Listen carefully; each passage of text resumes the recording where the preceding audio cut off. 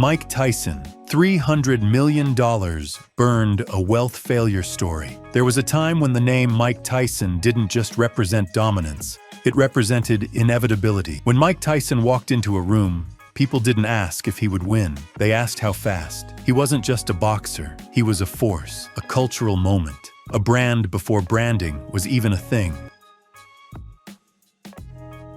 By the age of 20, Mike Tyson was the youngest heavyweight champion in history, 20 years old. Most people are still figuring out who they are at that age. Tyson was already feared by the entire world, and soon after, the money followed, a lot of it. By the late 1980s and 1990s, Mike Tyson earned over $300 million in purses, endorsements, and appearances. Adjusted for inflation, that number would be significantly higher today. He had mansions, exotic animals, jewelry that cost more than most people's homes, cars that never touched public roads, private jets, endless entourages. From the outside, this looked like success at the highest level.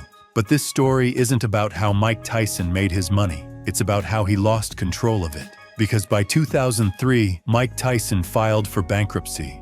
Not broke in the way people imagine, not living on the street, but bankrupt in the most dangerous way. Financially exposed, legally vulnerable, and structurally unprotected. How does someone earn hundreds of millions and still end up with nothing to show for it? That's the question most people ask, but it's the wrong one. The real question is this: how does someone make that much money without ever actually owning their financial life? Mike Tyson didn't fail because he didn't earn enough. He failed because earning is not ownership, and ownership is not control. Tyson grew up with nothing. Violence, instability, survival mode. When money finally came into his life, it didn't come with education. It didn't come with systems. It didn't come with guidance that prioritized protection over pleasure. It came fast and it came loud. When you go from nothing to everything almost overnight, the world doesn't teach you how to slow down. It teaches you how to spend faster. Spending becomes celebration. Excess becomes normal, and silence becomes suspicious. If money isn't moving, people start asking questions. If money isn't flowing, relationships start changing, so it keeps moving. Everywhere Tyson turned, someone was ready to take something from him. Managers, promoters, advisors, friends, family, business partners. Some were dishonest. Some were simply unprepared to manage money at that scale. But almost all of them had one thing in common. They benefited whether Tyson won or lost. And that's a critical lesson. Because when you are the product, not the owner, everyone around you gets paid first. Tyson didn't own his systems. He didn't control his entities. He didn't structure his income. He didn't protect his assets. Money flowed in and flowed right back out. Taxes alone drained tens of millions. Poor investments wiped out more. Lawsuits, settlements, legal fees, divorce, lifestyle costs, all stacked on top of each other. At one point, Tyson reportedly spent over $4 million per month just to maintain his lifestyle. $4 million a month. No system can survive that without ownership and discipline. And Tyson didn't have either. Here's the uncomfortable truth most people avoid. Mike Tyson's downfall wasn't rare. It was predictable. We see versions of this story every day. Athletes, entertainers, influencers, entrepreneurs, even high-income professionals. People who earn more than they ever imagined, but never build the infrastructure to keep it. They confuse income with wealth. They confuse access with control. They confuse being surrounded with being supported, and they pay for it later. Tyson himself has said in interviews that he trusted people blindly, that he didn't understand contracts, that he didn't know where his money was going, only that it was disappearing. That's not a personal flaw. That's what happens when success arrives before structure. Because ownership requires responsibility, and responsibility requires understanding. Without those, money becomes temporary. There's a reason this pattern repeats. When someone becomes successful quickly, the world treats them like they've made it. But making money and managing money are two completely different skills. One is rewarded loudly, the other is invisible. Nobody applauds discipline. Nobody celebrates restraint. Nobody hands you trophies for saying no. So most people don't learn those skills until it's too late. They learn them in courtrooms. They learn them in audits. They learn them in bankruptcies. By the time the lesson arrives, the money is already gone. There's a reason this story hits harder than most, because Mike Tyson wasn't lazy. He wasn't careless. He wasn't unwilling to work. He was trained to fight, not to structure. He was coached to win, not to protect. And once the fighting stopped, the money slowed down.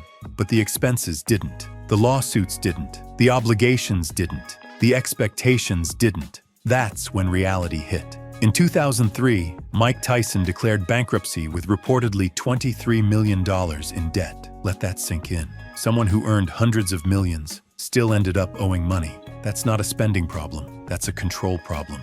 And here's the part most people miss. Mike Tyson didn't lose his money in one bad decision. He lost it in 1,000 small ones. Unchecked trust, unverified advice, contracts signed without understanding, entities never formed, assets never separated. Each one seemed harmless on its own. Each one felt justified in the moment. Together, they were fatal. Financial collapse rarely comes from one mistake. It comes from a pattern, and patterns don't feel dangerous while you're inside them. They feel normal. This is where the story stops being about Mike Tyson, because the same pattern plays out every day at smaller levels. A business owner finally starts making real money, but everything still runs through their personal bank account. A real estate investor buys property, but never separates ownership or liability. A creator builds an audience, but depends entirely on platforms they don't control. A high-income employee lives comfortably, but has no leverage outside their paycheck. Different numbers, same vulnerability. Because control isn't about how much money you make. It's about what happens to the money after you make it. Most people think financial failure looks dramatic, like a sudden crash, like a headline, like a single moment where everything falls apart. But most of the time, it looks quiet. It looks like confidence without clarity. It looks like comfort without protection. It looks like, I'll figure it out later. Later is expensive. Later is unforgiving. Later is where the bill finally comes due. Mike Tyson didn't lose his money overnight. He lost it slowly, invisibly, predictably. One decision at a time. One signature at a time. One assumption at a time. And by the time he realized what was happening, it was already done. That's the most dangerous part. Financial failure rarely announces itself. It whispers until it screams. Today, Mike Tyson is financially stable again. He's rebuilt parts of his life. He speaks openly about his mistakes. He acknowledges that money alone never gave him freedom. And that honesty is what makes his story valuable. Because his failure wasn't about boxing. It was about ownership. He earned everything, but he controlled almost nothing. And control is the difference between wealth that lasts and wealth that disappears. If this story made you uncomfortable, that's a good thing. Discomfort is awareness trying to get your attention. Because the lesson here isn't don't make money. The lesson is don't make money without understanding how to keep it. Don't build income without structure. Don't trust without verification. Don't assume success equals safety. It doesn't. Ownership does. Control does. Systems do.